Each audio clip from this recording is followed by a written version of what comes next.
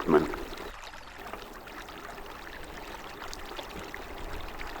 The wave patterns of this northeast coast continue to surprise. A whole morning of a series of double waves relentlessly rolling in from the north, and there a distant splash from the ever-reliable Moray dolphins.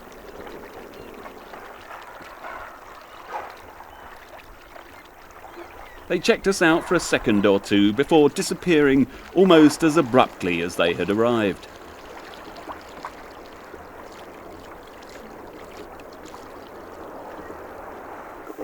As we sailed down the coast, the weather improved, and pretty soon the main went up and the recycled ghoster came out. Looking slightly grubby now, but an extremely enjoyable sail to deploy. It's nearly as big as the main and gets the boat shifting along beautifully, although back in my racing days, sail flutter was something to be avoided at all costs. Now I just look at it and pretend that I can't see it.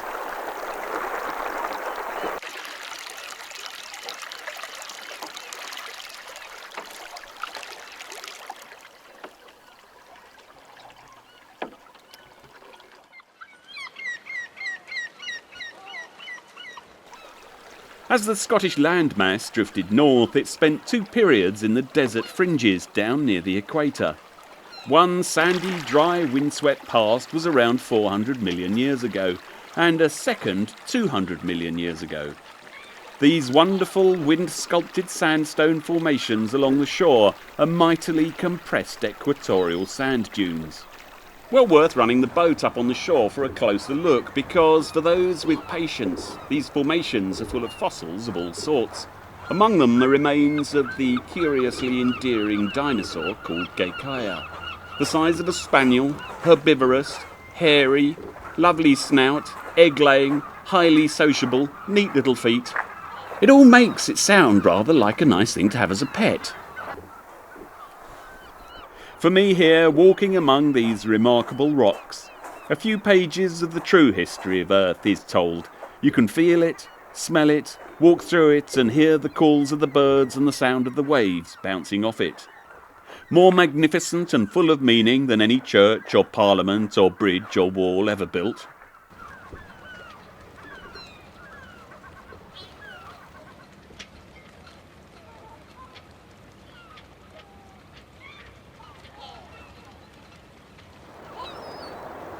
Three caves in a row. Just a few miles down the coast is the small harbour of Hopeman. We spent quite a lot of time in Hopeman and came to love it. It's the usual grid pattern clearance village of some 700 households.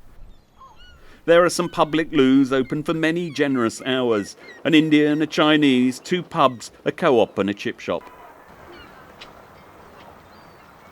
Star of Moray.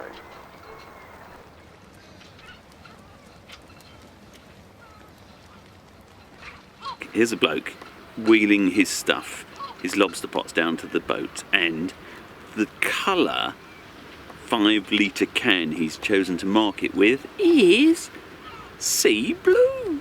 Thinking you don't give a stuff, do you? Look at you. That's exactly, how am I supposed to see that in the dark? You really, lad? Sir, have a care, will you? The harbour is in trouble. It has a wonderful pontoon, installed at great expense by the council, but it's choked with weedy, mouldy old small leisure mobos that almost never move because their local owners, many former fishermen, were once offered a lifetime spot at a knockdown price along its 100-yard length. One of the boats is being used as a small storage shed for garden furniture. If these were rented out at economic rates of, say, £1,000 a season, then the harbour would be financially sustainable.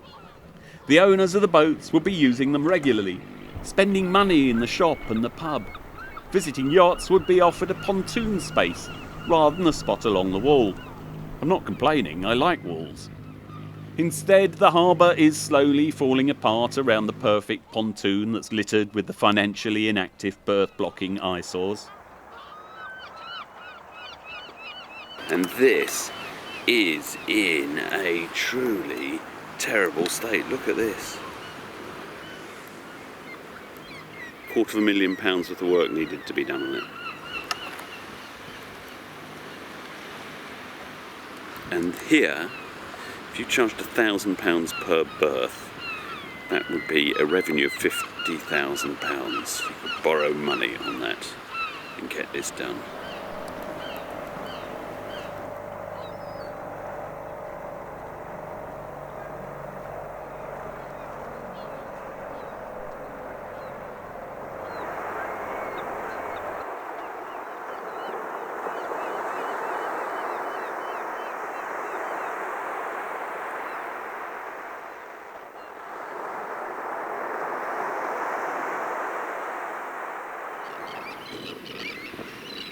One of the loveliest things about Hopeman are the beaches.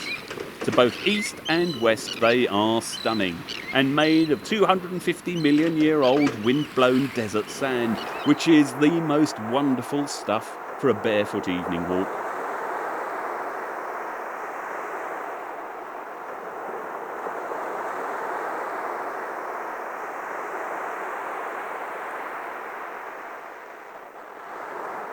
However, lest you forget, this is still Scotland, so our stays in Hopeman offered us lots of chances to enjoy good books.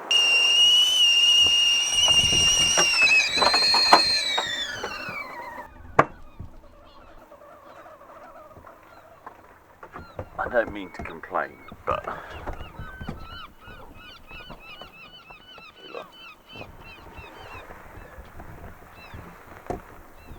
the weatherman said that it would quit raining by 10 and the sun would come out. It's now 11 and it's still raining. Scotland, you bastard. Such a great place to sail, but the weather is a curse.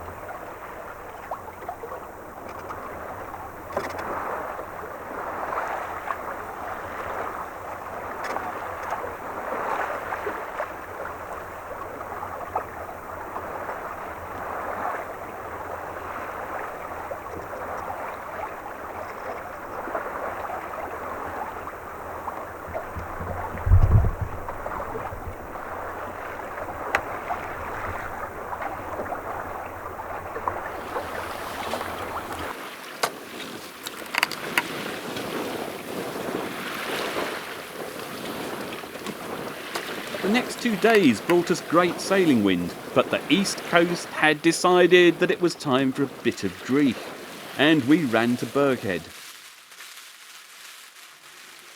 I don't quite know how to describe the sense of claustrophobia that threatens people condemned to crouch in confined tiny cabins by relentless Scottish rain.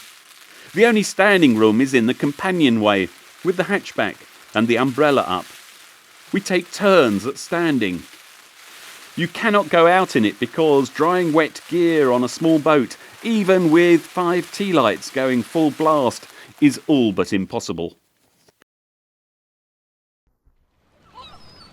Birkhead is still a functioning fishing port, so it's nice to see local commercial fishermen fettling and fiddling with their immensely impressive arrays of fascinating dockside gubbins.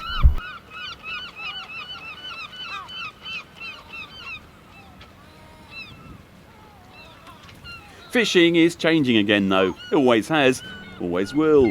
Even in my life as a sailor, I've watched the way their vessels have altered in shape, grown more slab-sided and powerful as they've been forced to forage ever further from their home waters.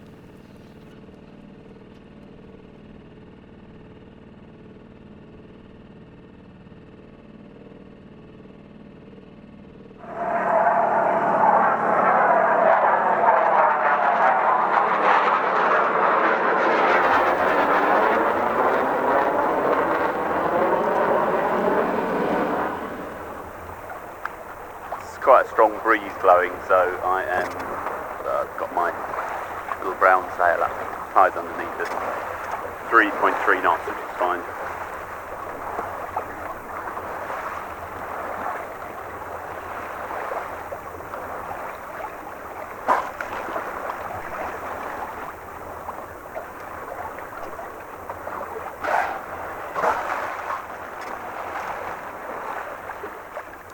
Last summer, when I was up here in the Centaur, we spent a lovely night aground in Findhorn. It was then that I was told about the old bar. "Blow your socks off, Dylan," is what one kayaker told me. "But you wouldn't want to take a yacht in there," he said. "Far too shallow for you blokes," he said. With any luck, I should find myself in the channel in a minute.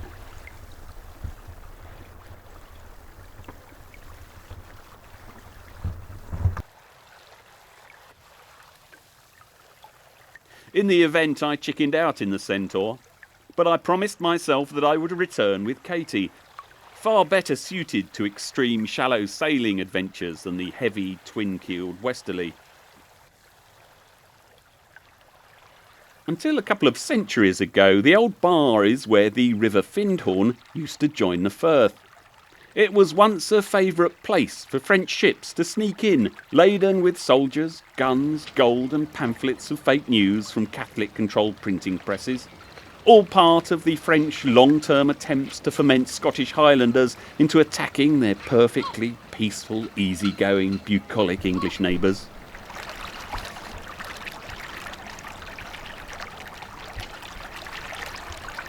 I love the varying speed of the geography of the Moray, from the 250-million-year-old fossil-packed sandstone rocks, through the 50,000-year-old ice-carved cliffs, through the comparatively capricious 200-year flagellations of the Findhorn River, through the double daily dose of tide-powered rearranging of stones and sediment, finally to the second-by-second, wave-by-wave, small-scale shifting of sand and pebble that goes on through every second of every day, all to be found along the Moray.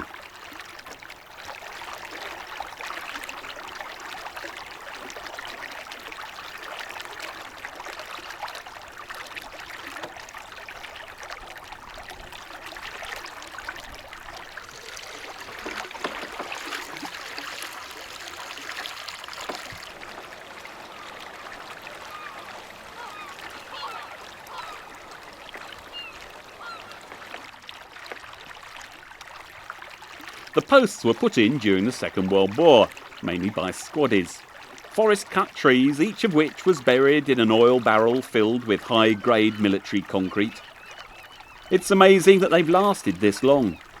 The men who did the work have mostly gone, dust to dust, but their oddly impressive accidental mega sculpture remains for kayakers and shallow sailors to appreciate. The posts were intended to stop the Germans using the old bar as a landing place for towed gliders, packed with commandos and all their gear.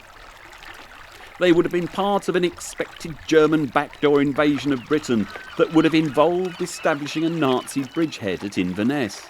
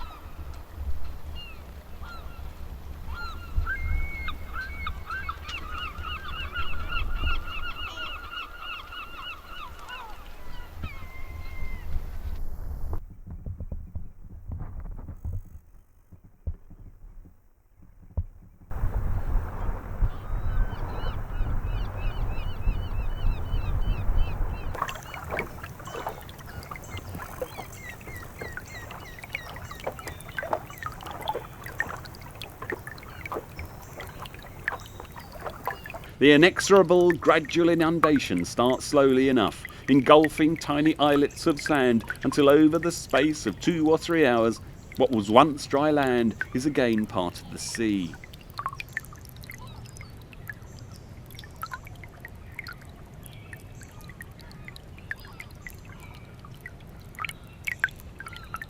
There are profound pleasures to be had from experiencing a place such as the old bar right through the tidal cycle. I feel genuine pity for depth-challenged sailors who can never have experiences like these.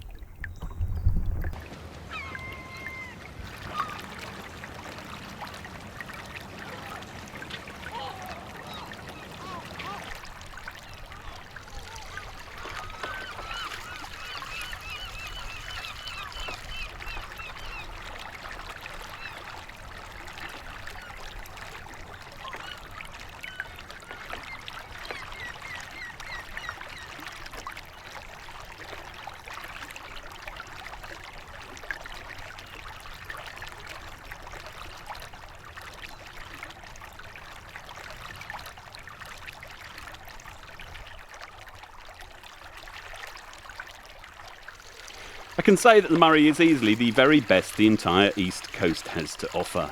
Crystal clear water, uncrowded, lovely locals, fascinating harbours and anchorages, brilliant beaches, cliffs and inlets, mountains, dunes, dolphins, castles, and some of the densest concentrations of significant and illuminating bits of British history to be found anywhere. I've now taken you with me up pretty much all the estuaries, rivers, broads, firths, lochs and bows along the entire east coast of this remarkable group of islands, all seen from the cockpit of my modest boat. Thanks for watching the films. If you've ever felt inclined to chip in, now would be a good time to do so, because I'm running out of material. I'm currently saving up for a warmer boat for filming the west coast of Scotland, where it rains 4 times as much as it does on the Moray. If you're at all interested in seeing my take on Jura, Corryvreckan, Harris, Skye and Rum, then now would be a great time to chip in. So this is probably the last but one film from KTL about the east coast of Britain. Now, where's that PayPal button?